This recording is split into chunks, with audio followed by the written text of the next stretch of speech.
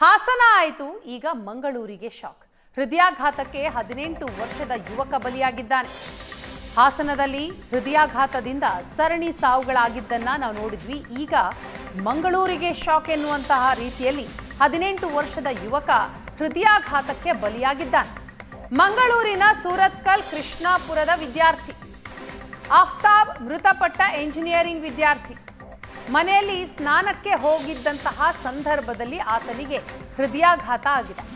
ಮನೆಯಲ್ಲೇ ಕುಸಿದು ಬಿದ್ದು ಮೃತಪಟ್ಟಿದ್ದಾನೆ ಆಫ್ತಾಬ್.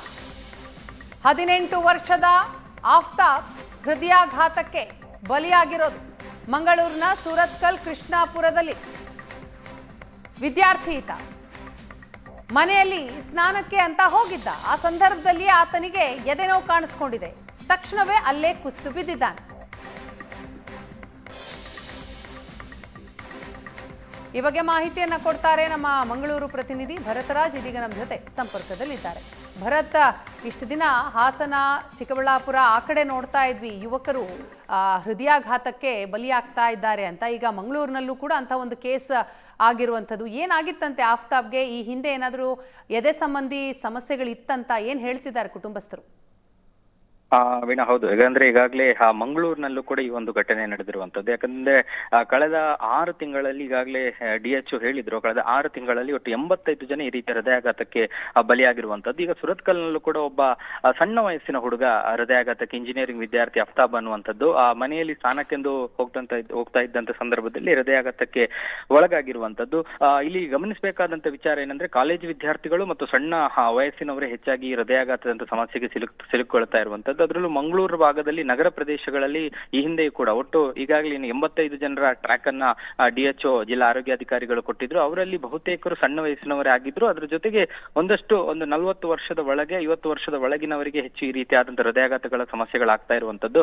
ಅನೇಕ ಕಾರಣಗಳನ್ನು ಈ ಭಾಗದಲ್ಲಿ ಉಲ್ಲೇಖ ಮಾಡ್ತಾ ಇದ್ರು. ಕಳೆದ ಬಾರಿ ಈ ರೀತಿ ಆದಾಗ್ಲೂ ಕೂಡ ಆರೋಗ್ಯ ಇಲಾಖೆ ಈ ನಿಟ್ಟಿನಲ್ಲಿ ಒಂದು ಜಾಗೃತಿ ಮೂಡಿಸುವಂತ ಕೆಲಸಗಳನ್ನ ಮಾಡಿತ್ತು. ಅದ್ರ ಜೊತೆಗೆ ತೀರಾ ಇತ್ತೀಚೆಗೆ ಕೋವಿಡ್ ಮತ್ತೊಂದು ಮಗದೊಂದು ಅನ್ನುವಂಥ ಚರ್ಚೆಗಳ ಮಧ್ಯೆಯೂ ಕೂಡ ಇಲ್ಲಿ ಹೃದಯಾಘಾತಕ್ಕೆ ಸಂಬಂಧಪಟ್ಟಂತೆ ಅವರಲ್ಲಿ ಜಾಗೃತಿ ಮೂಡಿಸುವಂತದ್ದು ಮತ್ತು ಆ ವಿಚಾರಕ್ಕೆ ಸಂಬಂಧಪಟ್ಟಂತೆ ಏನು ಇಲಾಖೆಯಲ್ಲಿರುವಂತಹ ಡಾಟಾಗಳನ್ನ ಕಲೆಕ್ಟ್ ಮಾಡುವಂತದ್ದನ್ನ ರಾಜ್ಯ ಆರೋಗ್ಯ ಇಲಾಖೆ ಮಾಡಿತ್ತು. ಹಾಗಾಗಿ ಮಂಗಳೂರಿನಲ್ಲಿ ದಕ್ಷಿಣ ಕನ್ನಡ ಜಿಲ್ಲೆಗೆ ಹೋಲಿಕೆ ಮಾಡಿದ್ರೆ ಕಳೆದ 6 ತಿಂಗಳಲ್ಲಿ ಒಂದು 85, ಅದರಲ್ಲಿ ಬೇರೆ ಬೇರೆ ಕಾರಣಗಳನ್ನ ಕೂಡ ಕೊಟ್ಟಿದ್ರು. ಅಂದ್ರೆ ಅವರಿಗೆ ಈ ಹಿಂದೆ ಆರೋಗ್ಯ ಸಮಸ್ಯೆಗಳಿತ್ತು, ಅವರ ಆರೋಗ್ಯದ ಟ್ರ್ಯಾಕ್ ರೆಕಾರ್ಡ್ಗಳಲ್ಲೂ ಕೂಡ ಈ ರೀತಿಯಾದಂತಹ ಸಮಸ್ಯೆಗಳಿತ್ತು ಅನ್ನುವಂಥದ್ದು ಅಲ್ಲಿ ಗಮನಕ್ಕೆ ಬಂದಿತ್ತು. ಆದ್ರೆ ಬೇರೆ ಬೇರೆ ಕಾರಣಗಳನ್ನ ಉಲ್ಲೇಖ ಮಾಡ್ತಾ ಇದ್ದಂತ ಸಂದರ್ಭದಲ್ಲಿ ಈ ರೀತಿಯಾಗಿ ಹುಡುಗರೇ ಅಂದ್ರೆ ಯುವಕರೇ ಹೆಚ್ಚಾಗಿ ಇದಕ್ಕೆ ಬಲಿಯಾಗ್ತಾ ಇರುವಂತದ್ದು ಬಹಳ ಆತಂಕವನ್ನು ಹುಟ್ಟಿಸಿದೆ. ಈಗ ಸದ್ಯಕ್ಕೆ ಅಫ್ತಾಬ್ನ ಸಾವಿನ ಇದನ್ನು ಕೂಡ ನೋಡ್ಬೇಕಾಗುತ್ತೆ. ಅಂದ್ರೆ ಈಗಾಗಲೇ ಆರೋಗ್ಯ ಇಲಾಖೆ ಹೇಳಿದೆ, ಈ ರೀತಿಯಾಗಿ ಸಾವನ್ನಪ್ಪಿದವರನ್ನ ಅವರ ಮೆಡಿಕಲ್ ಟ್ರ್ಯಾಕ್ ರೆಕಾರ್ಡ್ ಗಳನ್ನ ನೋಡುವಂತದ್ದು ಮತ್ತು ಅವರಿಗೆ ಬೇರೆ ಏನಾದ್ರು ಆರೋಗ್ಯ ಸಮಸ್ಯೆಗಳಿತ್ತ ಅಥವಾ ಏಕಾಏಕಿಯಾಗಿ ಈ ರೀತಿಯ ಹೃದಯಾಘಾತಕ್ಕೆ ಅವರು ಬಲಿಯಾದ್ರ ಅನ್ನುವಂಥದ್ದನ್ನ ಕೂಡ ಗಮನಿಸಬೇಕಾಗುತ್ತೆ. ಈಗ ಸದ್ಯಕ್ಕೆ ಸಿಕ್ಕಿರುವ ಮಾಹಿತಿ ಪ್ರಕಾರ ಆತ ಇಂಜಿನಿಯರಿಂಗ್ ವಿದ್ಯಾರ್ಥಿ, ಅವನಿಗೆ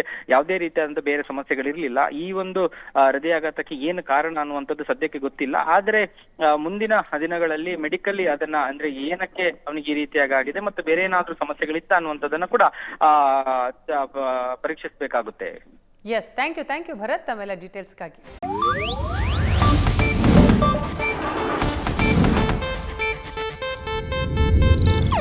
ಇದು ಏಷ್ಯಾನೆಟ್ ನ್ಯೂಸ್ ನೆಟ್ವರ್ಕ್ ಪ್ರಸ್ತುತಿ.